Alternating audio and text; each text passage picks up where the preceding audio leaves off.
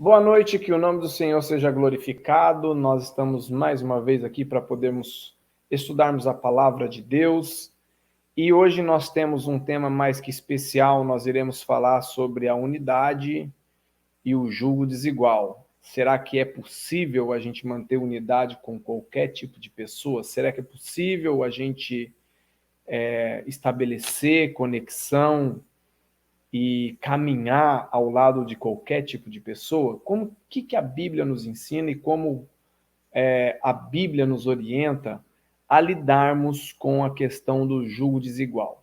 Será que você tem muitos relacionamentos baseados ou que se baseiam em julgo desigual? Hoje nós iremos estudar sobre isso e iremos falar como é importante para a gente aprender qual é o jugo de Jesus, ou aquilo que Jesus quer que nós andemos, aquilo que Jesus quer que nós caminhemos. Quais as orientações de Jesus para a gente poder estabelecer um relacionamento unitário com as pessoas que estão à nossa volta. Se você não é inscrito neste canal, eu quero convidar você a considerar se inscrever no canal, compartilhar os vídeos e dar aquele joinha para poder nos apoiar nessa missão, que é a propagação da cultura do reino de Deus e do conhecimento bíblico para todas aquelas pessoas que se achegam até a este canal da Igreja Evangélica das Nações. Amém?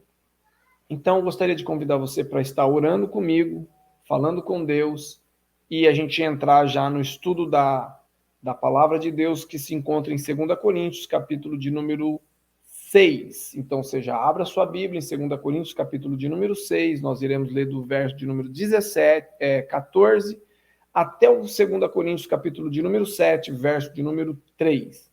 Amém? Dito isto, quero te convidar a orar, falar com Deus, pedir para Deus nos conduzir num caminho de graça, até que o nosso irmão Levi venha e se junte a nós nessa empreitada aqui, nesse bate-papo, nesse diálogo sobre a unidade e o jugo desigual. Amém? Vamos junto? Vamos orar? Vamos falar com Deus?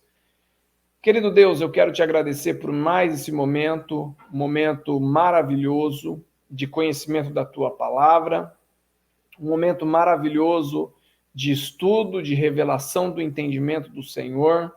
E eu quero pedir, Deus, que o Senhor nos conduza por um caminho de revelação, de entendimento, de poder, de manifestação do teu Espírito Santo, que não seja somente palavras sendo lançadas, ó Deus, sem nenhuma direção, mas que o teu Espírito Santo tome cada palavra aqui, cada ministração e conduza, Deus, a cada coração que necessita, ó Deus, da tua revelação, da revelação do Senhor, em nome de Jesus. Quero pedir, Pai, que o Senhor nos traga paz, nos traga, Deus, entendimento, nos traga, Deus, manifestação da eternidade, daquela eternidade que o Senhor já liberou sobre nós através da tua vida em nós. Nós te agradecemos, ó Deus. Eu quero pedir, Deus, de maneira especial pelo nosso irmão, pastor Domingos, lá de Moçambique.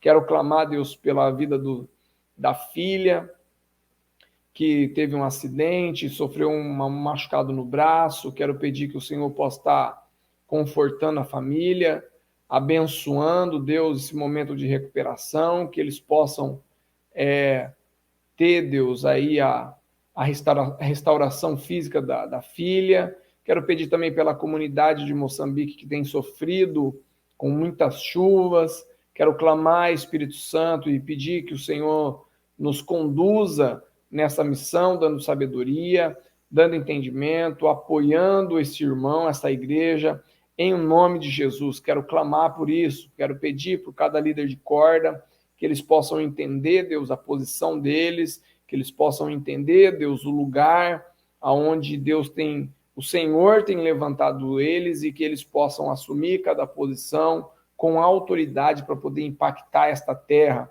em nome de Jesus. E quero clamar por cada visitante, cada pessoa que nos acompanha aqui, cada irmão, cada membro, Deus, do nosso ministério, que o Senhor também possa estar fortalecendo, dando graça, e dando poder do alto, em teu nome, Jesus, nós oramos e agradecemos em nome de Jesus. Amém. O presbítero Levi já está chegando e a gente já vai dar uma boa noite para todos os nossos irmãos que estão aqui com a gente, online. Uma boa noite, seja bem-vindo. Um abraço mais que especial para os nossos irmãos que têm acompanhado os nossos grutas. Nós estamos num modelo novo. Eu espero que esse gruta não dê muito trabalho para a irmã Beth, para a irmã Beth editar, que a irmã Beth é a nossa editora, né, a missionária Beth. Tem muito trabalho aí, né, para editar o vídeo. Da última vez deu um trabalho muito grande para ela. Espero que esse não dê em nome de Jesus. Amém, presbítero? E aí? Como é que o senhor está? Tudo bem com você? Fala um oi para os nossos irmãos. Eu vou olhar para a câmera, sempre para a câmera, e você também olhe para a câmera, olhe para frente. É isso aí, né, pastor? Boa noite. Graças a Deus, hoje nós conseguimos ter uma boa colocação no nosso tempo para iniciar o Gruta. Graças a Deus, assim, a gente conseguiu esse tempo aí, assim, bem cronometradinho, ainda com um pouquinho de atraso, mas nós iremos melhorar bastante. Uma boa noite a todos, sejam bem-vindos, aqueles que estão nos assistindo pelo YouTube pela primeira vez. Faça aí aquilo que Deus está tocando no seu coração, se essa mensagem que for explanada hoje, mexer com você, trouxer algo de bom para você, não se esqueça de compartilhar com alguém. É o nosso ministério, levar o evangelho, levar a verdade daquilo que Deus tem nos ensinado. Amém? Deus abençoe a todos. Pastor Cassiano, boa noite mais uma vez. E vamos lá. Vamos que vamos, visual novo mais uma vez, né? Estamos juntos, né, nessa parceria. E eu creio que Deus vai derramar da nossa comunhão para todos os nossos irmãos, da nossa unidade, porque aqui nós não temos julgo desigual, ou tem? Diga aí, tem julgo desigual? Não, né? Não, graças né? a Deus. Graças a Deus nós andamos no mesmo julgo. Lembrando que para vocês, irmãos, que Jesus diz: vinde a mim, vós que estáis cansados e sobrecarregados, e eu vos aliviarei. Verso de número 29 diz: aprendei de mim. Aprendei de mim. O presbítero Levi, que é bem precavido, já vai pegar o texto, já vai ler para a gente o verso de número 29, porque a gente para no verso de número 28, por causa do compromisso que nós temos com o alívio. Não está errado, você está desejoso de ter alívio na sua vida, mas o verdadeiro alívio vem da confirmação de uma nova vida, de uma nova aprendizagem. O verso 29 vai dizer isso, e vai usar a expressão julgo.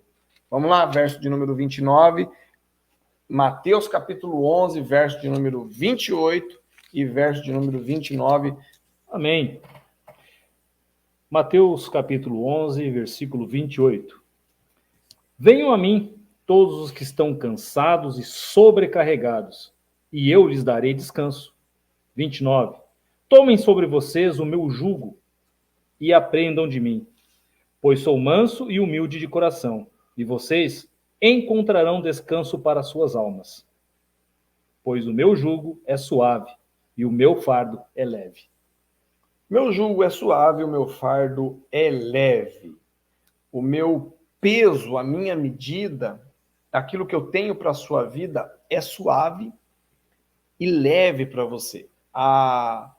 Muitas vezes nós estudamos sobre o jugo, olhando para aquela junta de bois, né, que carregava uma carroça e era ligado por uma peça de madeira que ligava um boi e o outro boi do lado, né, fazendo com que aqueles dois bois ou dois cavalos eles tinham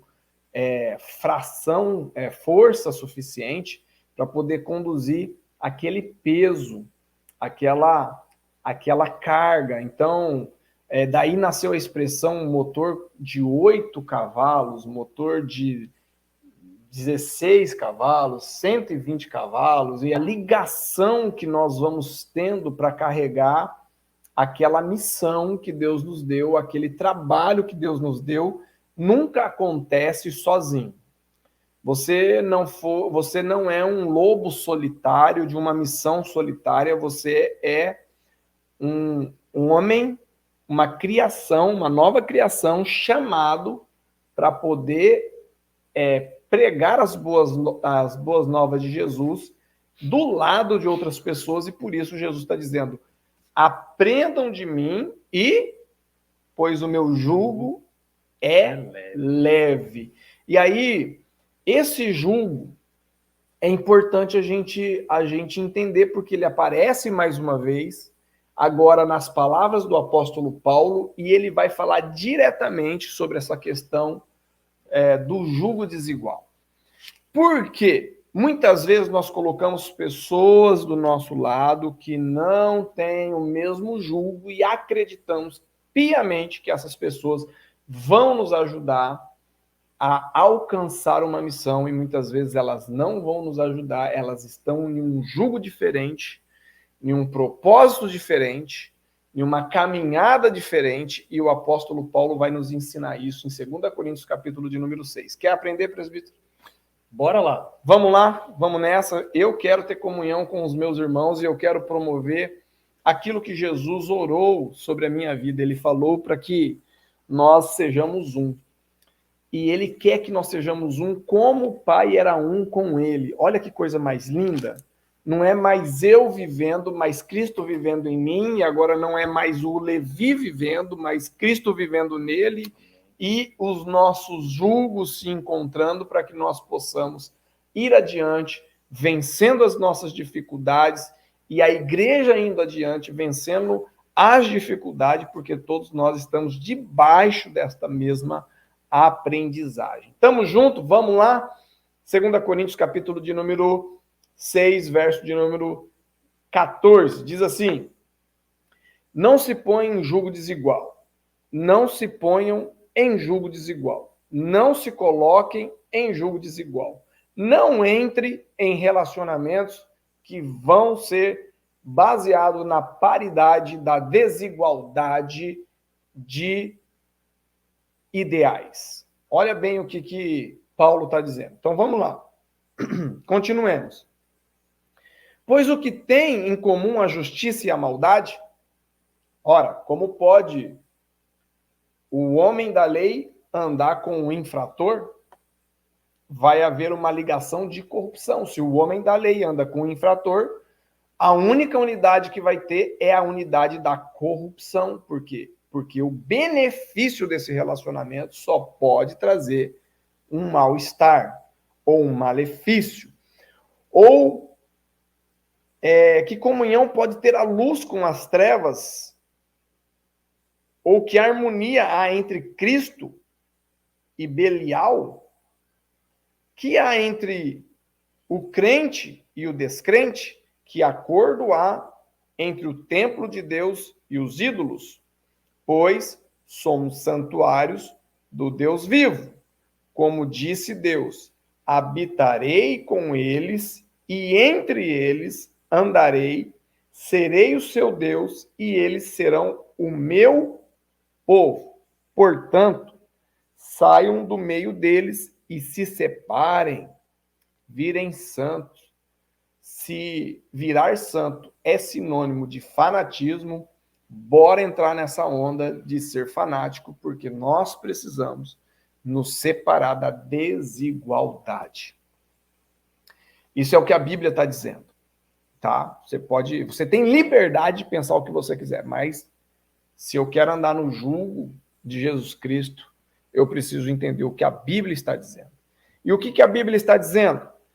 Não toquem em coisas impuras, e eu os receberei. E serei pai, e vocês serão meus filhos e minhas filhas, diz o Senhor Todo-Poderoso.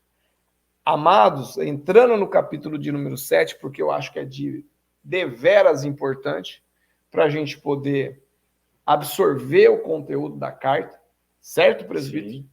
E ele diz o seguinte: amados, visto que temos essas puramente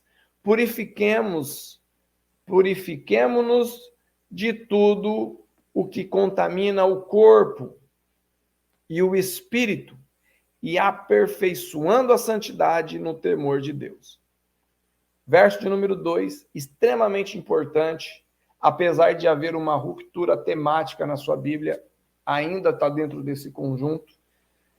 Conceda-nos lugar no coração de vocês.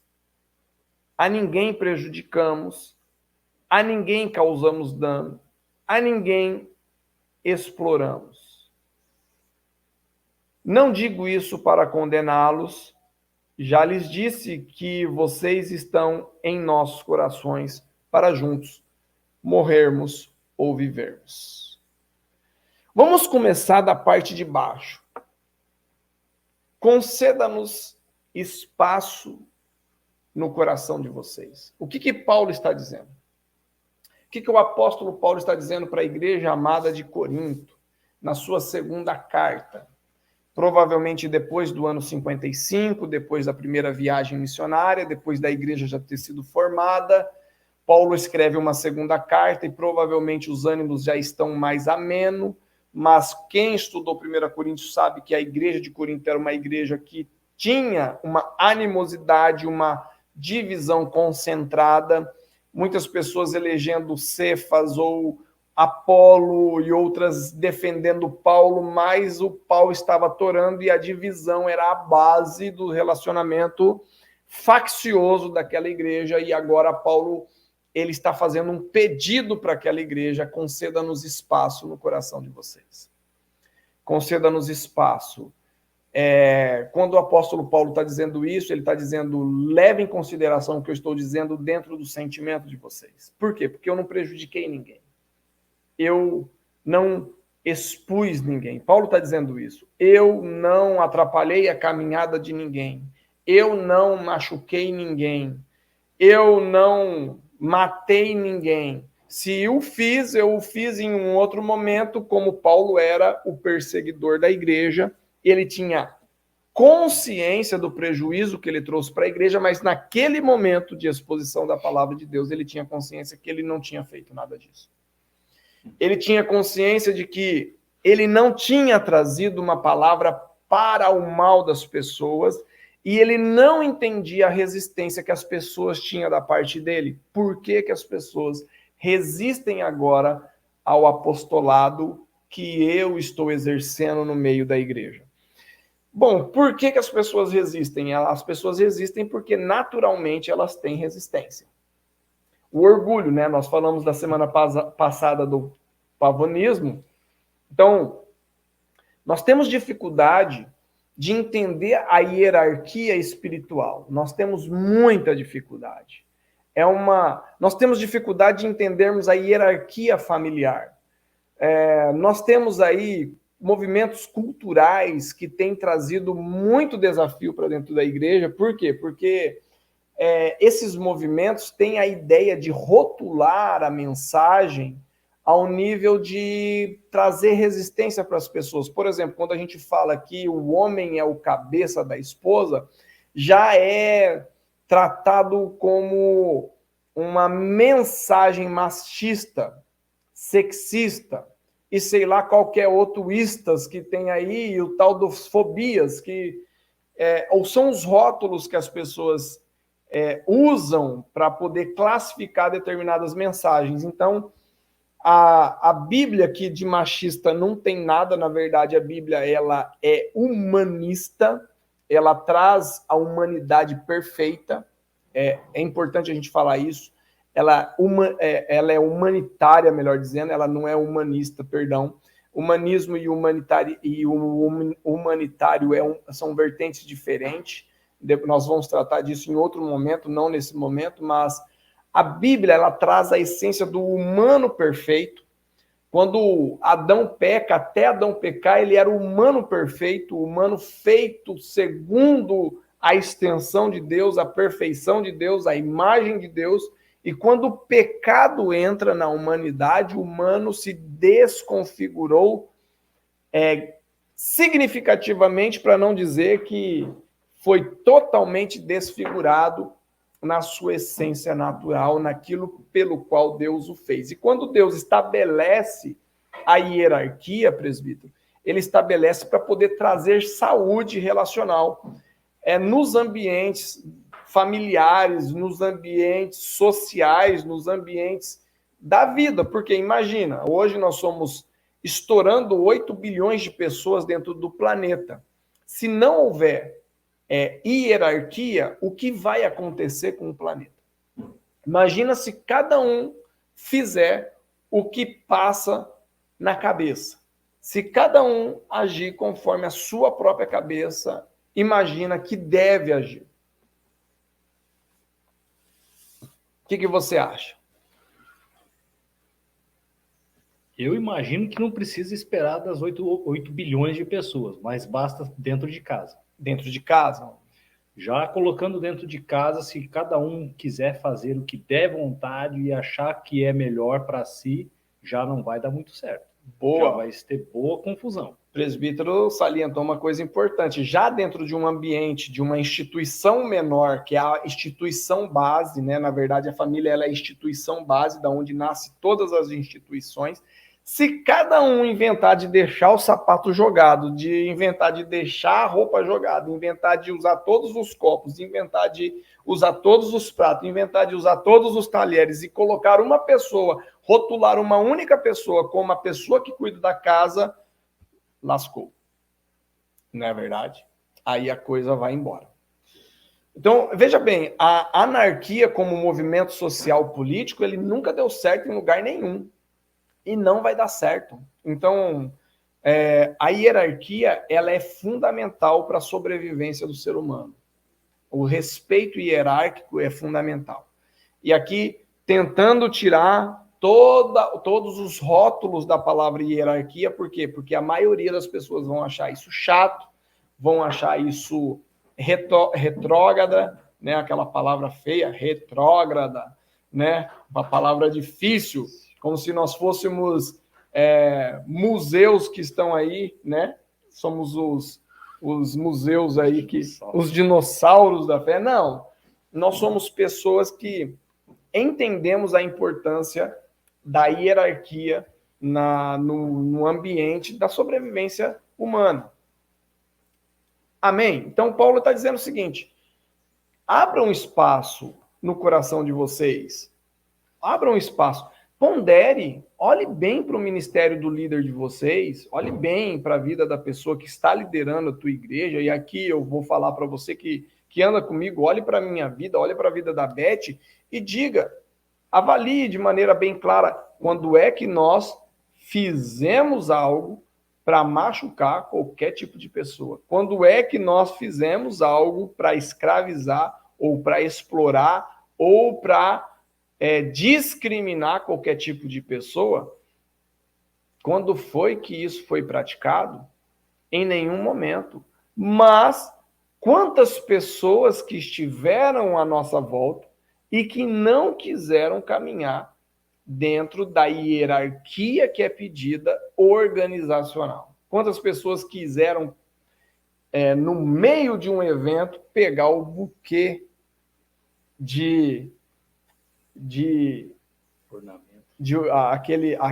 quando a gente faz o preparativo, a gente faz a decoração e o buquê tá ali bonitinho, a pessoa vai lá e toma aquele buquê com medo de outra pessoa pegar. Quantas pessoas que atrapalharam as organizações porque quiseram caminhar da forma que elas quiseram. Então, pondere, avalie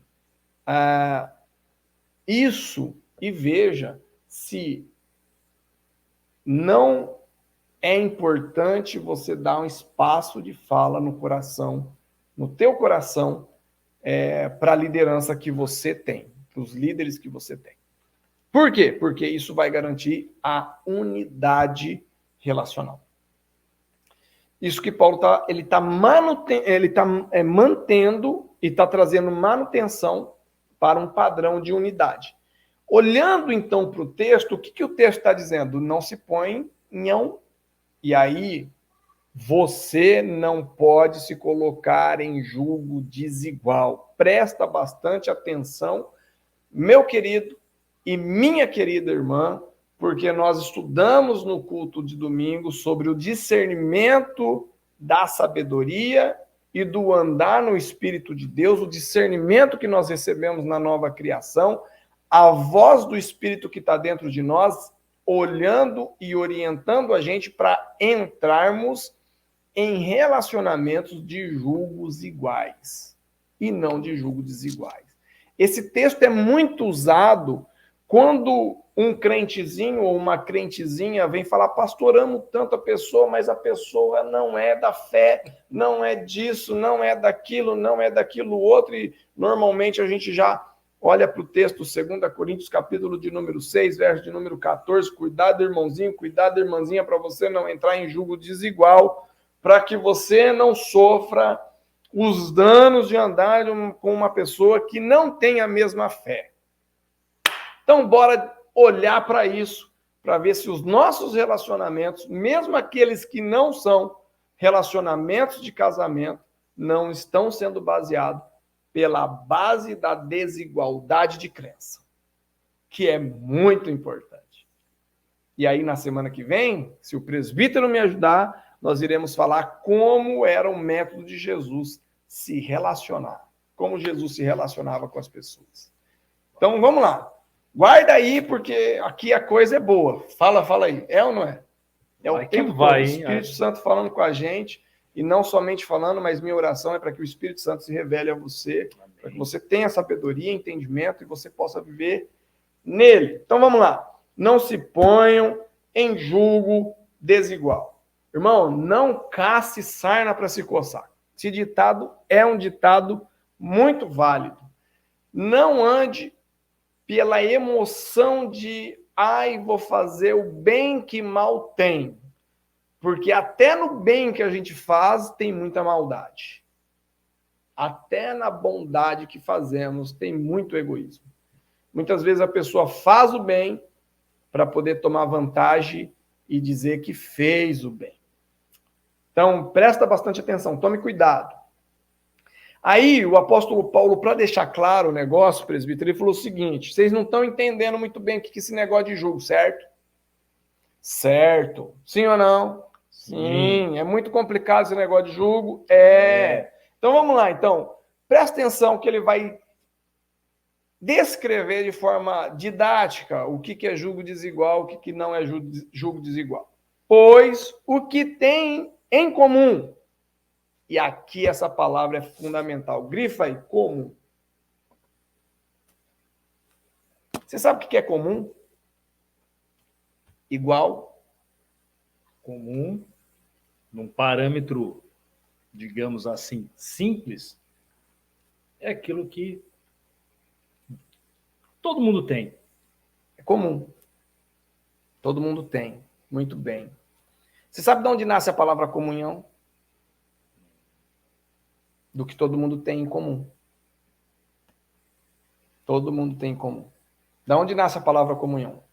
Nós todos temos o mesmo em comum. Atos capítulo de número 2, verso de número 42. O que tem em comum? Essa palavra, ela é a base da separação.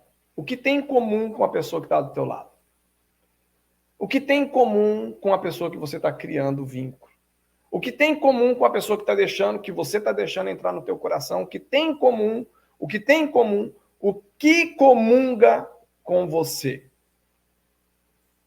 Vai lá, abra para mim, Atos, capítulo de número 2. Estou falando para você hoje, é bênção.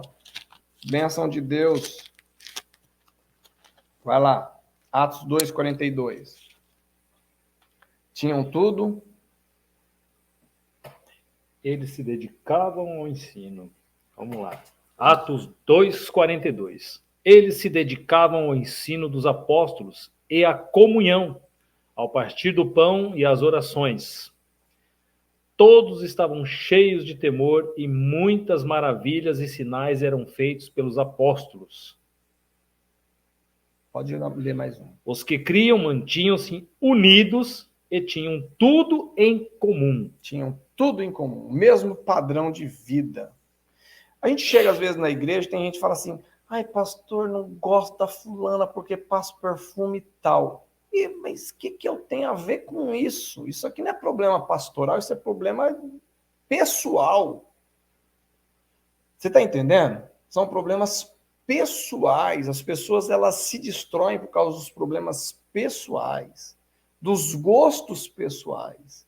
Gosto pessoal a gente não leva em consideração, meu querido. Nós levamos em consideração a doutrina, a palavra. Nós levamos em consideração se o outro tem mais cabelo, se o outro tem menos cabelo. Isso é um problema único e exclusivamente da forma de Deus. Deus quis contar mais fácil meus cabelos, que ele diz que sabe todos os números de cabelo. Com outros ele tem mais trabalho, mas os meus e os seus ficou simples. Ficou suave. Ficou suave na nave, apesar da gente estar querendo dar trabalho para ele. Passa de tudo para crescer e nada. Fazer o quê? Tudo bem, isso é um problema meu, isso não é um problema da igreja, isso não é um problema, não é um problema dos membros da igreja, não é um problema, isso é um problema meu. O que nós queremos transferir para os outros? As nossas deficiências, porque nós não queremos tratar aquilo que é essencial. Veja bem, tinham tudo em comum. Nós temos que ter a mesma comunhão, comungar dos mesmos valores, comungar da mesma simplicidade de vida, comungar dos mesmos objetivos de vida. Uma vez uma pessoa falou para mim, eu gosto muito da pregação do Cassiano, eu gosto muito do que ele fala, mas tem muita coisa que eu não concordo com ele. Quando você fala tem muitas coisas que você não concorda, você está dizendo que você não quer ter comunhão com a mensagem doutrinária que eu estou comunicando para você. Por quê? Porque a minha função é ensinar a palavra de Deus. E aqui você tem todo o direito de ponderar, avaliar, prestar atenção, mas se é de Deus, você tem que aceitar e levar em consideração adiante. Dê-me espaço no teu coração, porque você vai prosperar em nome de Jesus. Amém? Então vamos lá. Continuemos aqui o nosso estudo. Pois o que tem em comum a justiça e a maldade. Irmãos, não dá para você imaginar que um oficial da lei, ele é um melhor amigo do maior infrator da cidade.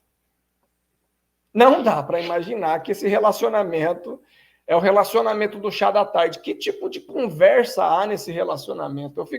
Eu fico tentando imaginar. Pastor, que maldade! O pessoal rotula tudo, né? Que maldade! A pessoa só roubou, foi preso, mas foi absolvido e dá jogo. Então, tudo bem. Eu quero perguntar para você, se para você que está tudo bem, se você tivesse um negócio, a pessoa que foi pega roubando, se você dá para ela o cargo de gerenciamento da tua loja. Dá? Não dá. Aí a maldade é da gente. O caixa foi pego roubando. Ai, que dó do caixa que foi pego roubando. Vou aumentar o salário dele e vou pôr ele na gerência da minha loja. Vai? Não faz isso. Por que não faz isso? Porque a lógica diz que vai te roubar mais. A desconfiança é clara. A pessoa quebrou o vínculo de confiança que você tinha nela. Então, não tem como a gente andar em justiça de amigo com a maldade. Eu não estou dizendo que você não vai ter relacionamento com pessoa Y, com pessoa X, porque ela faz aquilo, mas aí nós temos que ir para um outro grupo falar dos níveis de relacionamento, e a gente precisa estar muito claro dentro de nós, e aí é para o outro grupo para a gente saber estabelecer os níveis de relacionamento. Amém? Você está entendendo o que o pastor está dizendo? Sim ou não? Ou que comunhão pode ter a luz com as trevas? A ciência já diz que não existe trevas. Assim como não existe frio, assim como não existe maldade, né? O mal, ele é a ausência da bondade.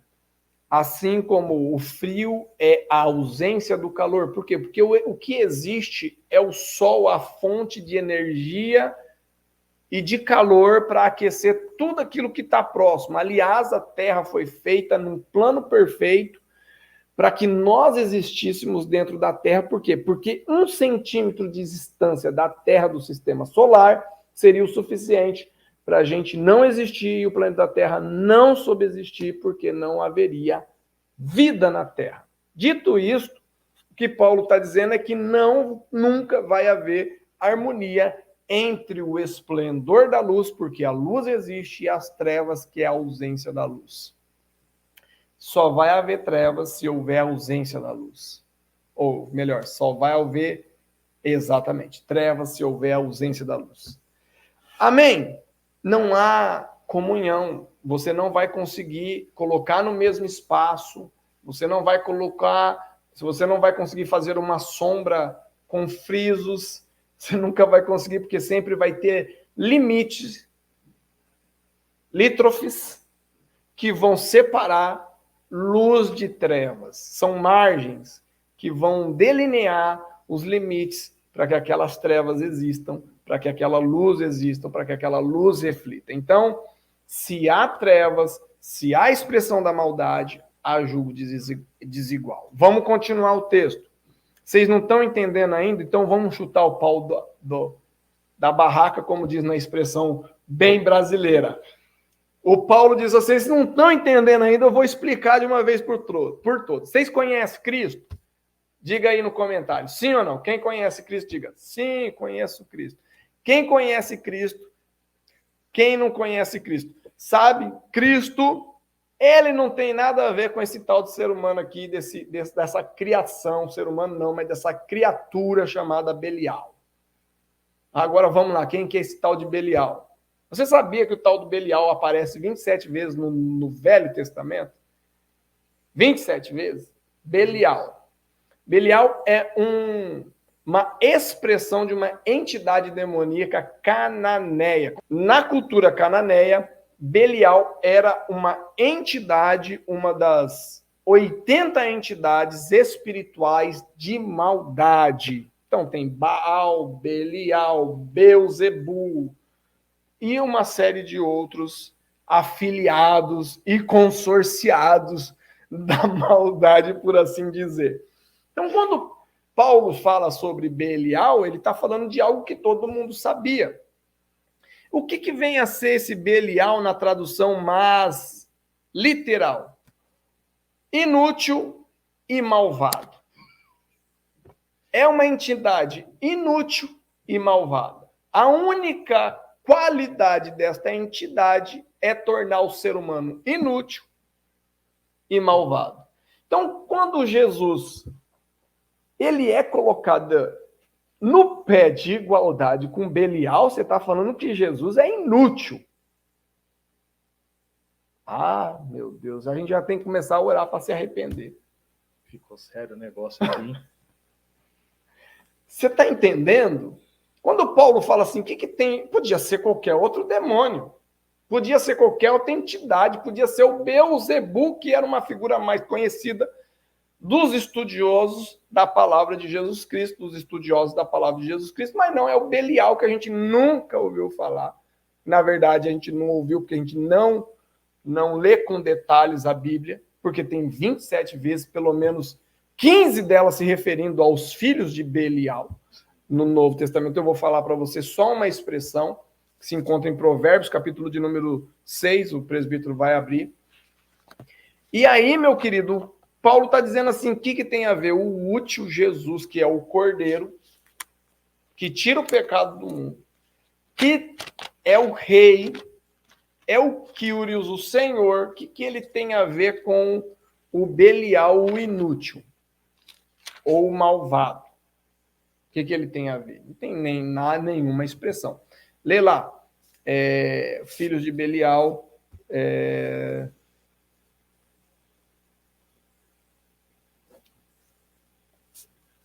verso de número 12. 6:12. O perverso não tem caráter, anda de um lado para o outro, dizendo coisas maldosas. Então, você vai se juntar com esse tipo de gente que anda de um lado para o outro. Já começa aí.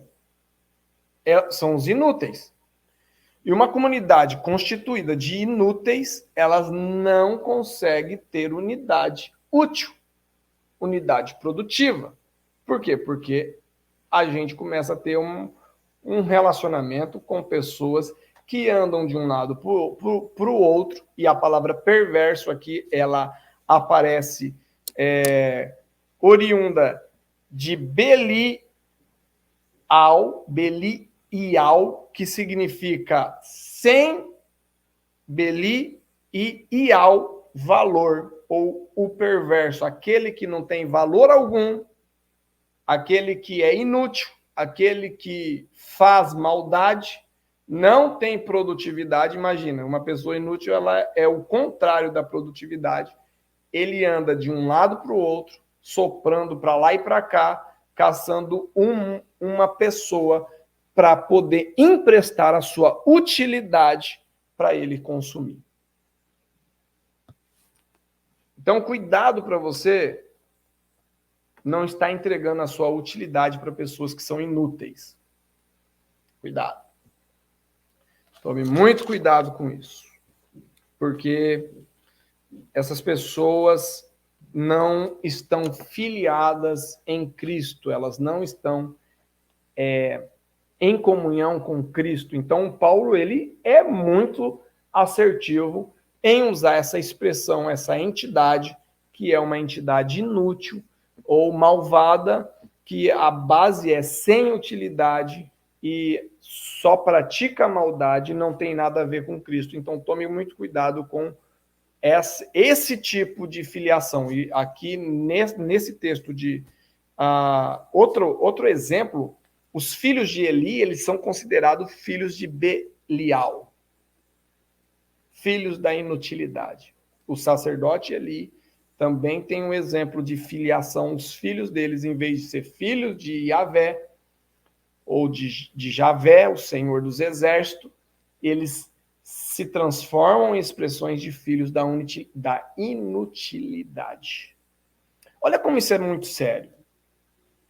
Nós temos uma missão na mão e nós não podemos colocar pessoas do nosso lado que vão comungar conosco de Cristo, que vão comer do mesmo pão da ceia, mas elas paradas na inutilidade, sem a mesma perspectiva de fé, sem a mesma caminhada de fé, sem a mesma expressão de fé. Então, vai dar certo?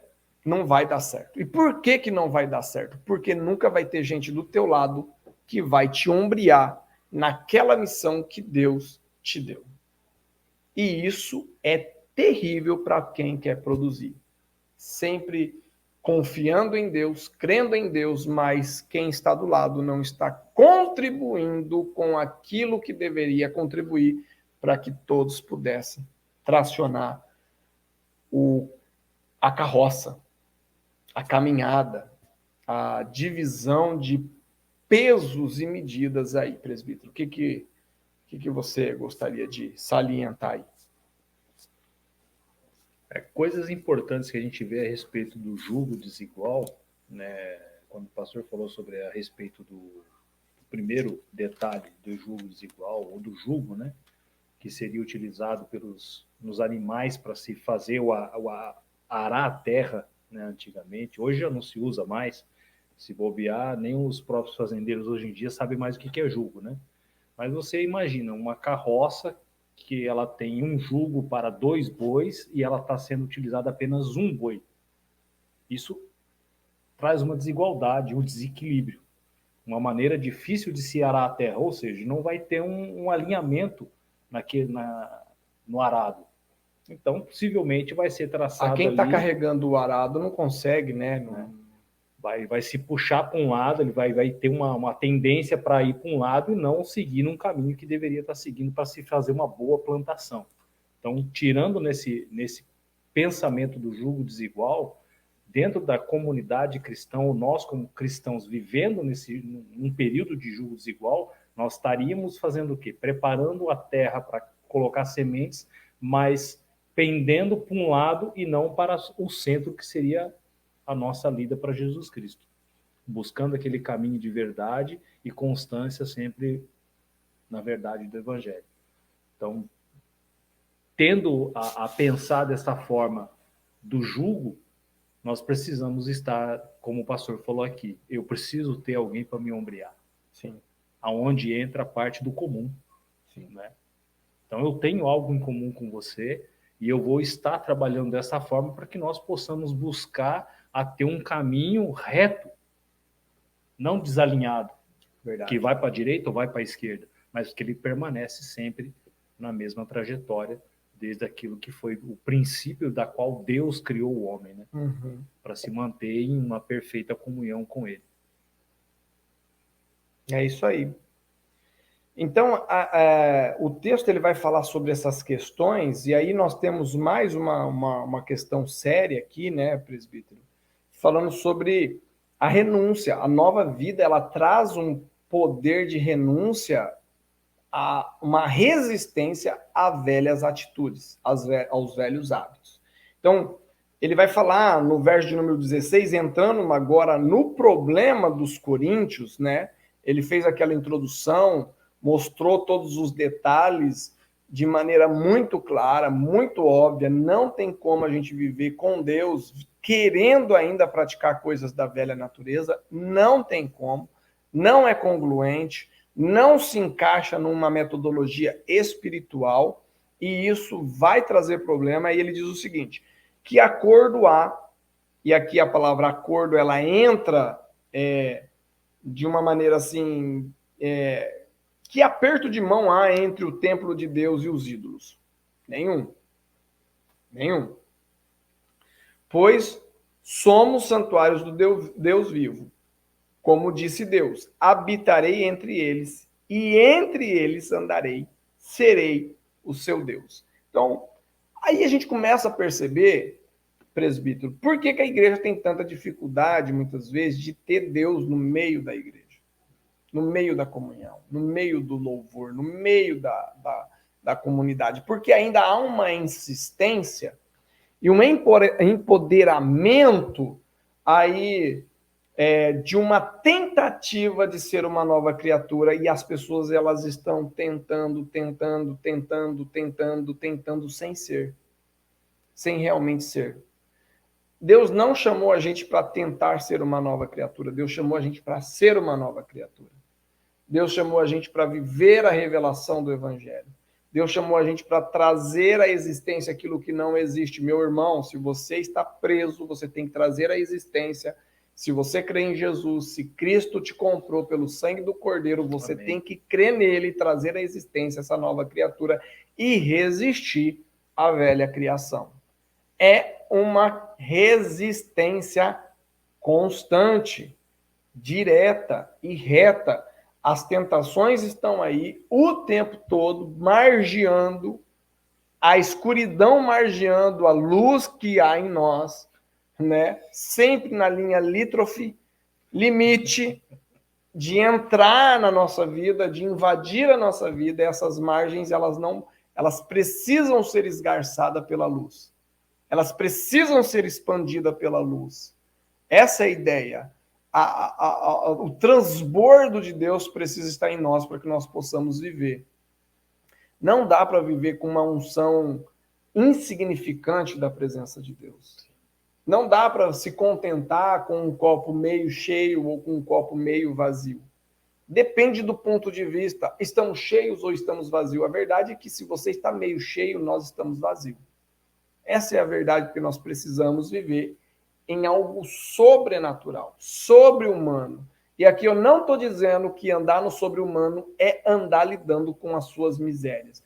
Pelo amor de Jesus Cristo. Quantas pessoas que viram para a gente fica vendo, eu não pequei essa semana. Essa semana eu paguei a minha conta. Meu Deus, essa semana eu trabalhei sem faltar. Essa semana eu orei 30 minutos. Essa semana eu li um versículo da Bíblia. Essa semana eu lembrei de Deus indo para o serviço. Essa semana, irmãos, é muito pouco esse tipo de relacionamento com Deus. É muito pouco do que Deus realmente merece de nós. Ele merece que sejamos santuários dele.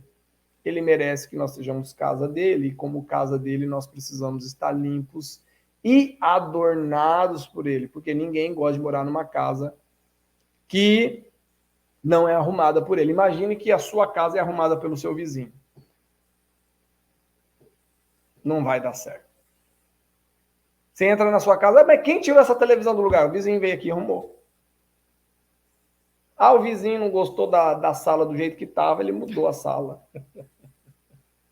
A casa é de Deus, é Deus que tem que mudar a gente. É Deus que tem que conduzir a gente na mudança. E aqui está claro, nós precisamos o quê? Precisamos buscar por santidade, separação. O nível de abstenção da igreja, a igreja não se abstém de mais nada, ela consome. Come, depois pede perdão. Come, pede perdão. Nós estamos numa cultura de consumo exagerado. Não é uma cultura de falta. Eu fui na Índia, presbítero, você sabe disso. Lá na Índia eu vi mulheres jejuando 40 dias. Eu nunca tinha visto aquilo, cara. Mulheres crentes. Aí eu perguntei, como que vocês conseguem fazer isso? Aí a resposta que os indianos trouxeram pra gente é: isso é comum para a nossa cultura, porque muitas das pessoas não têm o que comer todos os dias. Aí você vai propor um jejum na igreja, o cara passa mal, dá tremedeira, dá mal-estar, dá fome. Por quê? Porque ele não consegue ficar sem 3 alimentos. 3 porções de alimento. Eu não estou falando pessoas que têm problema de saúde. Eu estou dizendo pessoas normais que têm a saúde em dia, que não conseguem se abster de um alimento do seu dia para poder falar: Deus, vem, seja o meu Deus nesse dia, seja o meu Deus nessa hora. Me separa para uma boa missão, me separa para uma obra.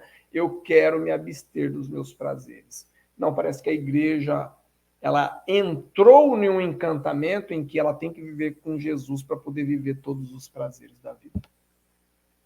Não tem comunhão. Não vai haver comunhão. Não vai haver mover do Espírito Santo com o povo vivendo em pecado. Sem oração, sem poder, sem leitura bíblica, sem conhecimento de Deus, não tem porção mágica. O que tem é vida com Deus. E essa vida com Deus está dizendo aqui: separem-se, diz o Senhor. Não toquem coisas impuras. Como que Sadraque, Mesaque e Abednego sobreviveram à fornalha?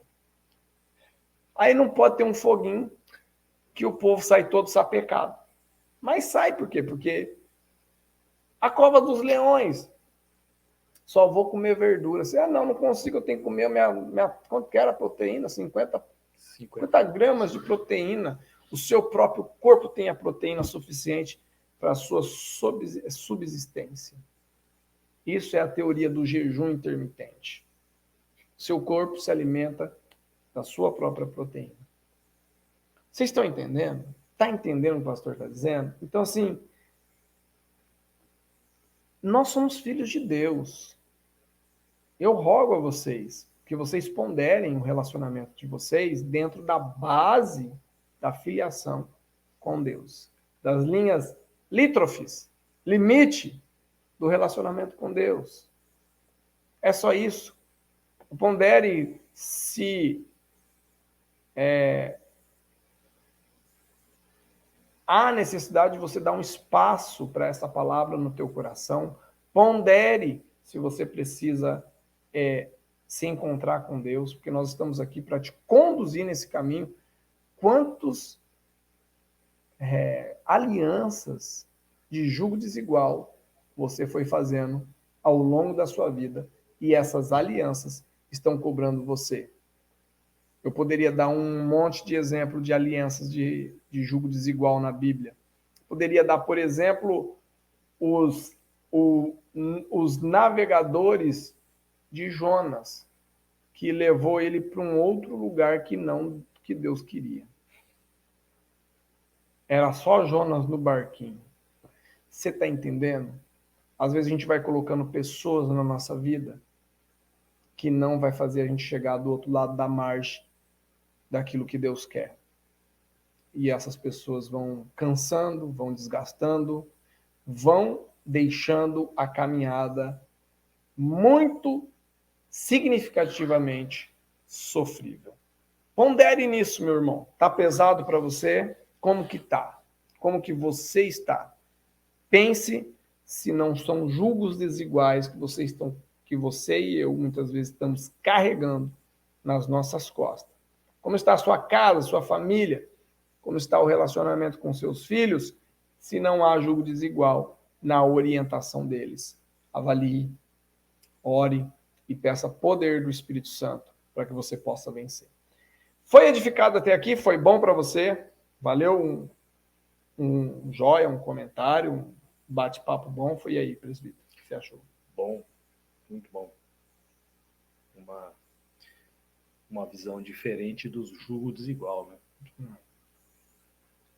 Por comum se dizendo, não no comum de comunhão, quando fala-se de julgo desigual, até o pastor trouxe um exemplo, né? Fala alto aí. Não, tá suave. Tá tendo um bom retorno. Ah, que bom.